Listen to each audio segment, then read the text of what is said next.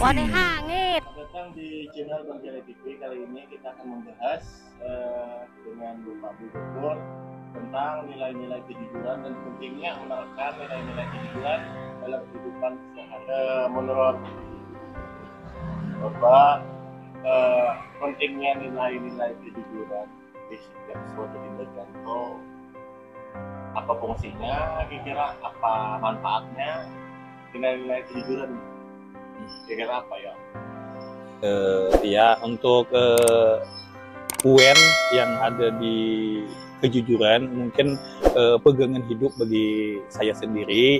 Habis itu ulun jadikan pelajaran kepada anak-anak didik mungkin di usaha ulun dan di kantor yang ulun bina untuk sekarang ini. Jadi di situ nilai kejujuran itu ada mungkin bagi ulun 100% harus jujur. Pertama, kenapa? Di sana setiap kali kita bekerja di mana saja atau apa saja yang kita kerjakan, poin utamanya yaitu harus jujur. Habis itu pulang kan, kalau orang jujur kan ada orang mau pendapat. Karena mau kita jujur nih, kita kan orang sugih ya. Iya. Bahasa di pribadi atau di wanita kan ya. Iya. Mau terlalu jujur, terlalu aneh ya. Memang sugih. Menurut kalian asumsi yang itu jujur kan enggak? Ya, mungkin mun pribadi ulun untuk jujur kada kawasugih itu bagi ulun kayak huak Jepang. Mun pribadi ulun, mun sebagian orang mungkin ya. Kenapa? Karena sesuatu yang dikerjakan jujur, biliknya habis. Ketika kita mengerjakan sesuatu tidak jujur, kita bisa mengerjakan sesuatu itu kada jujur. Benda yang misalnya kita padahkan habis. Itu kan bagi buahnya yang melakukan sesuatu yang tidak jujur. Namun bagi ulun, kejujuran itu kenapa di nomor satu kan? Di kehidupan ulun, perasaan ulun lah, kita jujur apa adanya, perasaan tuh aja gitu lancar-lancar aja pang. Oleh karena kita jujur lawan apa adanya tadi pang. Poin kedua lah, habis pulang kira-kira adalah orang jujur ini membuat sengsara. Ya, amun bagi ulun mun masih pegangan hidup pang kayak kejujurannya, jadi apa saja yang dikerjakan, apa saja yang digawi, perasaan jujur kada ada membuat kita ngalah hidup sengsara. Malah ketika kita bekerja dengan jujur, melakukan itu nyaman, guring kada kepikiran, kesibukan yang kita lakukan tuh aman-aman aja karena kita memegang kejujuran. Dalam jujur itu, kehidupan dalam jujur menurut ulun aja nih paling nyaman. Kenapa? Kada ada pikiran sesuatu yang pacang kita tutup-tutupai. Kenapa kita apa adanya? Karena jujur tadi. Nyamannya tadi, pikiran kita kada ada yang terlalu dipikirkan. Habis itu pulang karena jujur kita nyaman, bekerja nyaman. Lurus tadi pang, apa adanya. Atau misal ada orang jujur pian, basic orang ini dikenal kada jujur. Kira-kira pian memberi kesempatan kanda lawan orang tadi, namun memberi kesempatan, kira-kira apa alasannya? Ya, ini ulun kembali ulang masalah pengalaman pribadi. Habis itu pengalaman yang sudah dilalui. Kenapa misalnya tahu sudah orang tuh kada jujur tetap diikut sertakan begawi di tempat ulun kita satu kita mempercayai, rasa percayaannya ulun termasuk tinggi juga pang. Selain daripada kejujuran, kepercayaan tuh nomor 1 juga. Kenapa? Kita harus percaya kepada orang yang mau bekerja kuennya. Jadi siapakah orangnya, ini kah bentuknya kayak apa saja, tetap kita nomor satukan kepercayaan. Walaupun orang tuh kada jujur, kenapa tahu aja orang tuh kada jujur, kenapa maka masih dibawa. Nah, supaya merubah karakternya dari yang asalnya kada jujur menjadi jujur, itu kada mudah kayak kita membalik tangan jurang, kada. Jadi kita harus telaahe dulu, orangnya kita kayaknya jurang aja lah ketika orang tuh tohok umpat kayak orang berjual mie arom. Nah, ketika kita orang tuh berjual mie arom, kita taman dekat, pasti kita kena mie aromnya. Ketika orang begawi itu nangin tahu pada kada jujur, tapi kita memegang kejujuran, insya Allah aja mungkin bagi ulun, insya Allah aja. Habis itu pulang pertanyaan selanjutnya, kan ada orang berasumsi bagi masyarakat kan, amun kita terlalu jujur juga mengulangi orang.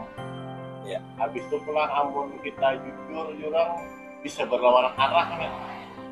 Masyarakat menghendaki sesuatu yang lebih, atau misalnya kekawalan kita, bini kita ada menghendaki sesuatu yang lebih, tapi kita mengambil apa tuh bahasa kitanya, mengambil jalan yang kita ambil mencari rezekinya itu dengan cara yang salah. Kada jujur. Kada jujur. Itu dibujurkan kan dah. Nah, amun iya sebenarnya lah kayak istilahnya ketika kita mengambil keputusan sesuatu yang menyalahi peraturan dan melibatkan kejujuran. Ini melibatkan kejujuran kok. Bila kada jujur, kita kada dapat. Berarti kita harus kada jujur supaya dapat. Nah, amun prinsip ulun tadi bahasanya itu harus jujur. Jadi sesakit apapun kehidupan, siapapun orangnya, merasaku masih mengandalkan kata-kata kejujuran atau membolehkan kada jujur, ulun minta maaf, berarti ulun kada melakukan sesuatu yang kada jujur tadi.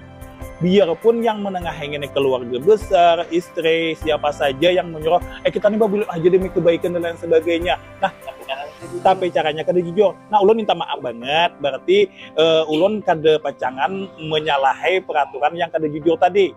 Seandainya pun harus diwajibkan bahasa harus gitu. Nah itu bagi ulun masih memegang kejujuran, kayaknya ulun kada makai yang namanya. Tadi kita sudah membahas tentang nilai-nilai kejujuran.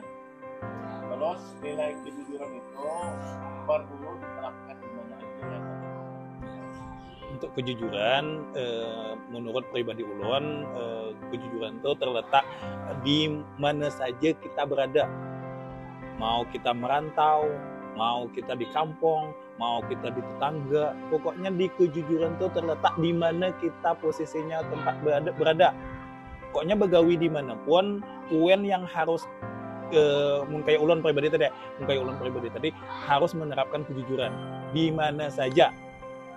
Kalau pertanyaan kembali, cuma ada meninting sedikit dari pertanyaan berikutnya, yaitu kalau kita itu marah atau sarip lawan orang, tindakan apa kira-kira yang harus kita ambil?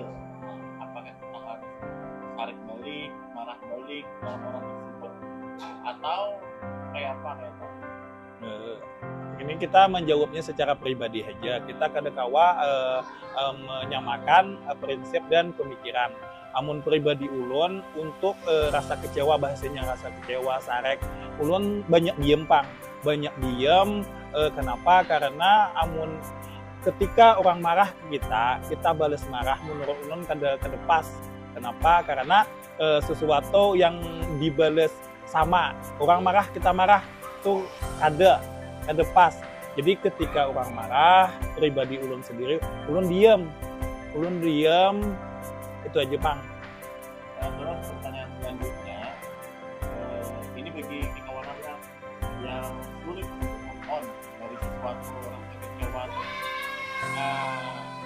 tips atau bagi kitanya ya apa yang harus diambil gitu nah, yang misal tadi orang ini sulit melupakan sesuatu, entah itu rasa kecewa, entah itu rasa dendam, kira-kira pengalaman pribadi Bapak kayak apa? Ya, pengalaman pribadi kita terus terang saja lah, kita sama-sama hidup di dunia, otomatis permasalahan, kekecewaan, permasalahan tuh pasti ada. Nah, kayak apa kita menangani supaya masalah yang sudah ada lalu kita tidak permasalahan itu kita hindari atau kita jalani. Amun pribadi ulun kembalikan kepada Tuhan Pang. Setiap di dunia ini permasalahan itu pasti ada, tapi Tuhan istilahnya jawaban dari Allah nih bahasanya tuh setiap permasalahan itu pasti ada jalannya. Jadi ulun bila sudah ada permasalahan, tahu jelas-jelas sudah ada permasalahan, tapi ulun yakin bahwasanya Allah tuh memberikan permasalahan tuh ada jalannya. Itu pangpuannya bagi ulun pribadi. Terus pertanyaan dari kawanan ini dari underscore apa?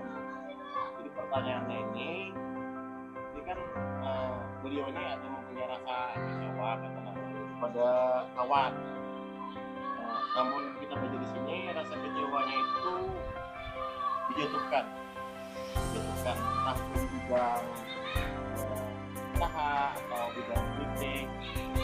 Nah, terus di sini bahasa kitanya itu mengurung diri, artinya ada sosial lagi.